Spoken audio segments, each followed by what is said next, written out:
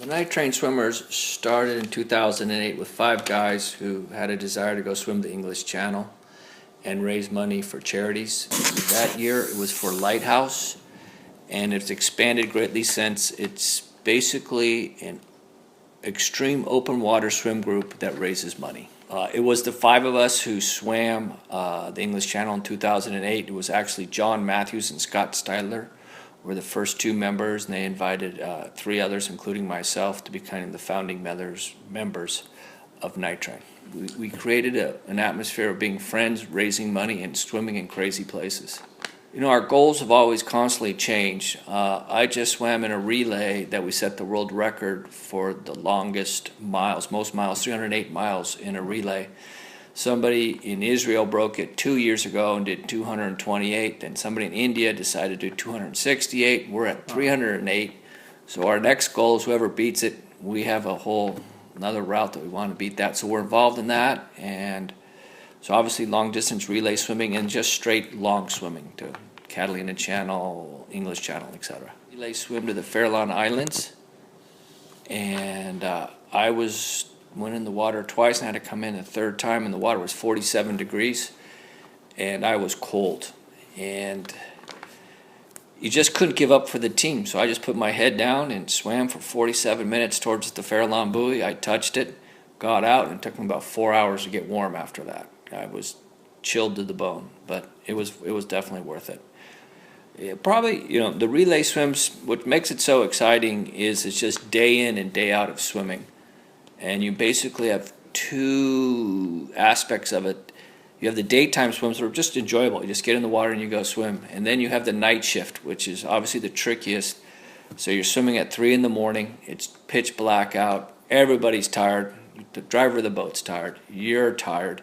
And it's dark and you bump into things. So it's a lot more exciting and a little bit more nerve-wracking in the middle of the night to swim than it is usually. I probably swim 6 to 10 times a week, and I go half in the open water and half in the pool. The pool is to gain speed and make it so you have proper stroke work, and then the open water is the open water, so I spend a fair amount of time in the Dolphin Club doing 1 hour to 2 hour swims 2 to 3 times a week. It's very mental, and it's basically your mind has to be of acceptance. You jump in sometimes, there's 30 knots of wind, you're so rough, your cap's getting ripped off, your goggles are filling full of water, and you just get out there saying, I'm going to stay here, I'm going to keep going no matter what hits me. And at the same time, we've had fish bump us, had a seal bump me.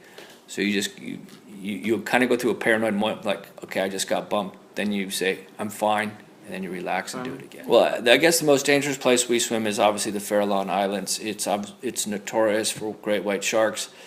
We have one of our members, Dave, obviously Dave McGuire, is a shark expert, and we know when the great whites are there and when they're not. We don't swim there during the great white season, and it's still a little eerie when you get close there just because history, everybody tells you. And we've all seen Jaws, but that gets us all a little nervous, but it's definitely worth it. Swam from San Francisco to Santa Barbara. We had a horrible jellyfish issue, and we also hit a big current. So the combinations, we had a couple swimmers who were stung so many times they really couldn't keep swimming, and at the same time, we had a 1.5 knot current going against us. So at the end of the day, we were swimming 24 miles in 24 hours and getting exhausted and stung, and we just didn't make it. I'm the navigator. I'm the one who looks at the weather, looks at the tides, and looks at the currents, and makes the routes that we pick to go to when we go swimming. 200 and some odd kids that we gave swim lessons from Marin City in the Canal District. So because everybody lives near the water, so everybody needs to learn how to swim. So that's part of our giving back.